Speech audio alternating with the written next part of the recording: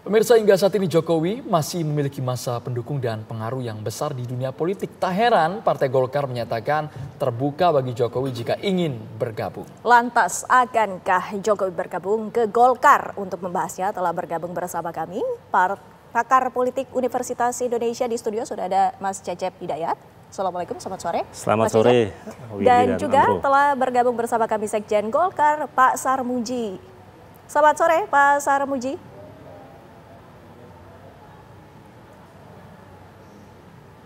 Baik, pertama kita langsung saja berdialog dengan Mas Cecep. Mas Cecep, ini kita mengetahui bahwa ada pernyataan dari Hasto Kristianto selaku Sekjen PDIP yang menyatakan sudah tidak lagi Jokowi dan keluarganya ini bergabung dengan PDIP. Ini Anda melihatnya seperti apa?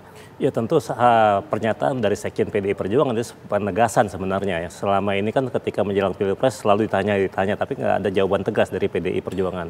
Tapi dengan pernyataan Pak Sekjen Hasto ini sebenarnya lebih jelas, lebih terang benderang sebenarnya posisi Jokowi dan putra-putranya ya, putra dan menantunya. Itu yang pertama. Kemudian dari sini sebenarnya kita bisa lihat, kan ini bicara politik itu bicara relasi kuasa. Sehingga kemudian kemana langkah ke depan Jokowi ini bisa diatur akhirnya. Setelah ini ya, setelah ada pernyataan eksplisit dari Sekjen PDI Perjuangan. Nah, memang ketika Jokowi selesai sebagai presiden ke-7, dia bilang akan pulang kampung gitu. Tapi ternyata masih berinteraksi dalam politik, masih berusaha mempengaruhi. Nah, sekarang posisinya gini, ketika orang sudah punya otoritas, kemudian kehilangan otoritas, sekarang hanya punya pengaruh. Nah, kemudian bagaimana agar pengaruh ini bisa lebih optimal? Tentu saja dia harus bergabung dengan partai politik, dengan kendaraan politik. Itu. Dan sekarang tinggal pilihan Jokowi, pilihannya apa gitu. Tinggal kemudian ada keuntungan tentu ya bagi Jokowi dan bagi partai yang hendak dimasukinya. Nah, bagi Jokowi tentu saja dia punya prioritas, punya program kemarin menjelang masa akhir kepresidenannya. Program-program prioritas. Nah, ini kalau dia masuk ke dalam politik, ini bisa menjaga program tersebut. Kemudian yang kedua, tentu dia punya keinginan ya untuk melanjutkan ya bagaimana anak dan menantu kan sudah jadi wakil presiden dan kepala daerah. Tentu ada keinginan ya untuk masuk misalnya dalam gelanggang Pilpres 2029. Tentu dia harus mengawal itu juga misalnya. Baik. Itu yang kedua. Sebelum ke Pak Sarmuji, kita boleh ke Bang Henry Satrio yang sudah bergabung bersama kami. Bang Henry Satrio, Anda melihat apakah magnet pengaruh dari Presiden ke-7 Republik Indonesia Joko Widodo masih begitu besar sehingga bisa jadi minat untuk partai politik di luarnya? Ya, sebetulnya pengaruh Pak Jokowi itu besar. Hanya saja Pak Jokowi kan punya jejak digital juga, punya jejak sejarah yang sangat mungkin dipertimbangkan oleh partai politik untuk berhati-hati menerima Pak Jokowi. Kenapa demikian? Satu, Pak Jokowi pernah punya jejak quote and quote ya, strategi belah bambu. Kemudian strategi misalnya mendorong Gibran sebagai wakil presiden itu juga pasti diingat oleh partai-partai politik. Bagaimana kemudian melalui Kumham misalnya, dia bisa juga mengatur-ngatur siapa yang pantas jadi ketua umum dan tidak. Tentu saja sebagai tokoh negarawan ya, mestinya Jokowi nggak perlu repot-repot cari rumah baru karena rumah seorang negarawan itu adalah negara. Kecuali memang levelnya belum sampai ke sana tapi masih jadi politisi. Nah, itu pasti akan sulit. Tapi kalau kemudian kinclong ya, kinclong dia. Tapi sekarang kan kita lihat mungkin hanya tinggal Partai Solidaritas Indonesia atau PSI saja yang menjadi harapan tunggalnya Pak Jokowi untuk tetap berkiprah di politik dengan menggunakan partai politik. Dari gesturnya Pak Prabowo misalnya, Pak Prabowo ya teman dekat, sangat bijaksana, kemudian pasti juga mengerti jasa-jasa Pak Jokowi terhadap negara, tapi kan gesturnya demikian, silakan saja, tapi saya belum menyiapkan tempat gitu. Nah, bagaimana dengan Golkar? Kebetulan kan ada Pak Sarmuji ya, Golkar sih pasti menerima-nerima aja, tapi kan anggota kehormatan itu ibaratnya bukan penghuni asli itu, bukan jadi penghuni tetap gitu, tapi bisa jadi quote and quote ini mohon maaf, bisa jadi seperti anak kos gitu, di kos ya udahlah sini dulu aja, tinggal di sini sampai ada rumah sebenarnya. Jadi menurut saya ini adalah sebuah pertanda sebenarnya, udahlah Pak Jokowi jadi negarawan aja. Ada contohnya, ada SBY, ada Mega, sebelumnya ada Pak Habibie, ada Pak Gus Dur, itu mereka oke-oke aja. Jadi selesai jadi presiden, bukan berarti dia nothing atau no one gitu. Enggak, kita tetap menghargai dia sebagai negarawan, tapi kalau kemudian seperti quote and quote ya mencari perlindungan politik dan lain-lain, menurut saya sih kurang pas ya, karena posisinya Pak Jokowi harusnya lebih tinggi dari sosok yang memerlukan partai politik, karena dia pernah menjadi presiden ke-7. Kalau kemudian dia berpikir untuk menyelamatkan Bobi, Gibran atau Kaisang, ya itu soal lain, itu sebagai bapak mungkin ya yang punya keinginan untuk menyelamatkan anak-anaknya. Tapi apakah masih perlu seperti itu? Mas Gibran sudah jadi wapres, kemungkinan dia maju di 2009 juga besar, bansosnya mulai bertebaran di mana-mana. Jadi menurut saya sih fine-fine aja. Dan menurut saya Pak Prabowo kemarin bahasa komunikasi politiknya itu luar biasa betul gitu. Dia ingin menyampaikan seolah-olah kepada Pak Jokowi jadi negarawan lah. Let me continue your obligations gitu ya, atau biarkan saya meneruskan perjuangan Anda tapi dengan cara saya gitu. Anda istirahatlah, seperti Pak Jokowi pernah bilang kan, saya mau ke Solo mau tidur gitu. Nah ini mungkin saatnya gitu. Jadi jangan kemudian diartikan apa yang disampaikan oleh PDI Perjuangan itu adalah suatu hal kemunduran. Kalau menurut saya sih justru itu sinyal positif buat Pak Jokowi yang memang pengen istirahat gitu. Kemudian kalau Golkar ingin mengambil peran untuk menjaga kiprah Pak Jokowi, ya bagus juga buat Golkar, dan itu ya kesempatan Golkar juga untuk kemudian membuat atau menjadi bagian dari popularitas Pak Jokowi.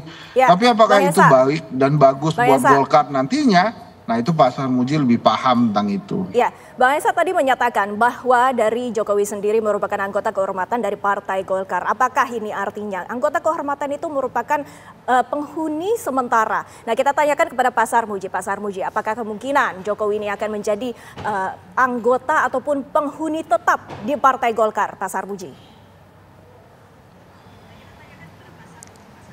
Ya, pertama saya ingin sampaikan Pak Jokowi adalah orang yang bebas, merdeka, sebagaimana warga negara lain bebas menentukan pilihan politiknya. Jadi Pak Jokowi andaikan nanti memilih satu partai politik, yaitu bagian tak terpisahkan dari hak beliau sebagai warga negara yang bebas dan merdeka. Karena kemerdekaan berserikat dan berkumpul itu dijamin oleh Undang-Undang Dasar, dan semua warga negara itu memiliki hak yang sama. Yang kedua, berkaitan dengan Pak Jokowi dalam konteks Golkar, sebenarnya sehingga saat ini belum ada pembicaraan atau belum ada status Pak Jokowi di Partai Golkar. Dan itu sebenarnya kita serahkan saja ke Pak Jokowi untuk menentukan pilihannya. Kami yakin Pak Jokowi akan mempertimbangkan banyak hal sebelum menentukan kemana beliau akan berlabuh. Termasuk jika seandainya beliau berlabuh di Partai Golkar. Sebagai partai yang terbuka, tentu saja kami menerima siapapun orang yang hendak bergabung ke Partai Golkar. Siapapun orangnya, asalkan setia kepada Pancasila, Undang-Undang Dasar 45, Undang-Undang Dasar 1945, menghargai perbedaan, kemajemukan bangsa, itu pasti kita terima. Orang biasa pun tidak punya pengaruh apa-apa, andaikan pengaruhnya itu selevel RT sekalipun, itu pasti kita terima.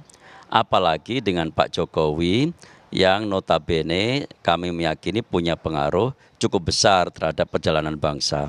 Kalau indikasinya Pak Jokowi berpengaruh, saya terus terang beberapa hari ini kewalahan menjawab wartawan menanyakan Pak Jokowi benar nggak bergabung ke Partai Golkar, benar nggak? Sampai kewalahan kami menjawab itu menunjukkan apa? Atensi yang sangat luar biasa dari media dan dari publik di seluruh Indonesia. Kalau memang diakui ada pengaruhnya, kenapa hanya statusnya anggota kehormatan tanpa KTA, Pak? Kok nggak sekalian dikasih KTA aja untuk Pak Jokowi, Pak Sarmuji? Oh, saya ingin mengklarifikasi ya.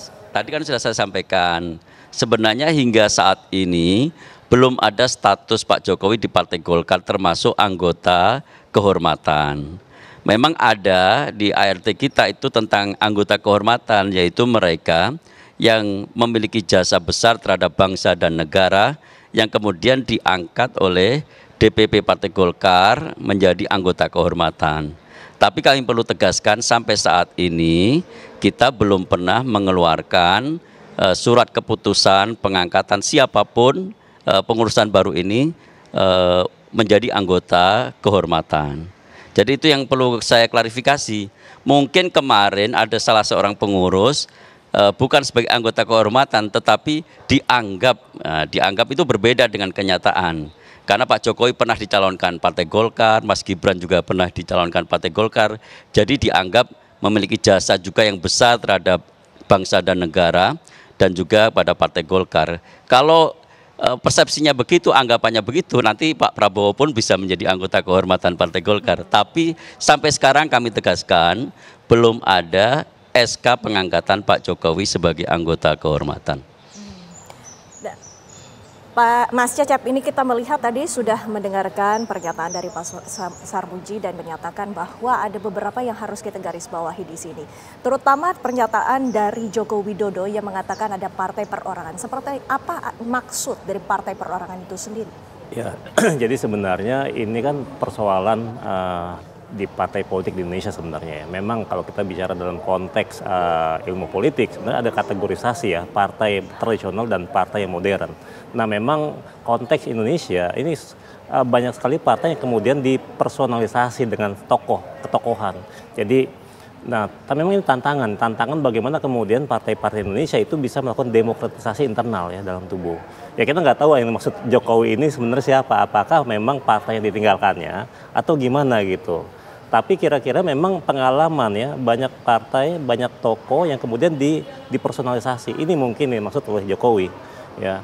Ya, dan ini memang kategori atau karakteristik dari partai yang masih bercampur ya antara partai tradisional dan partai modern. Nah, memang tantangan kita ke depan sebenarnya bagaimana partai-partai politik di Indonesia itu bisa melakukan modernisasi kepartaian. Ya, bagaimana kemudian mereka melepaskan pegangannya, gelayutannya pada ketokohan individu. Bagaimana kemudian partai-partai itu mendinamisasi dirinya. Bagaimana kemudian kelompok-kelompok dalam partai itu banyak aktor. Sehingga kemudian partai nggak bergantung pada satu orang. Nah, kalau memang ini yang tuju ya tentu kita harus mendukung ya semua pihak yang ingin melakukan demokratisasi di dalam partai politik. Gitu. Oke, kita ke Bang Henry Satrio sesaat lagi, kami juga ingin tahu. Jadi kalau Bang Hensat melihat kapasitas seorang Presiden ke-7 Republik Indonesia Joko Widodo ini pasnya ketika menduduki posisi partai politik, apakah langsung dipucuk pimpinannya menjadi ketua umum? Karena kemarin sempat ramai juga Bang, ada yang bilang ditawari ke Partai Gerindra, sekarang isunya ke Golkar. Dijawab sesaat lagi Bang Hensat. Kita harus jeda hanya di Kabar Petang pemirsa.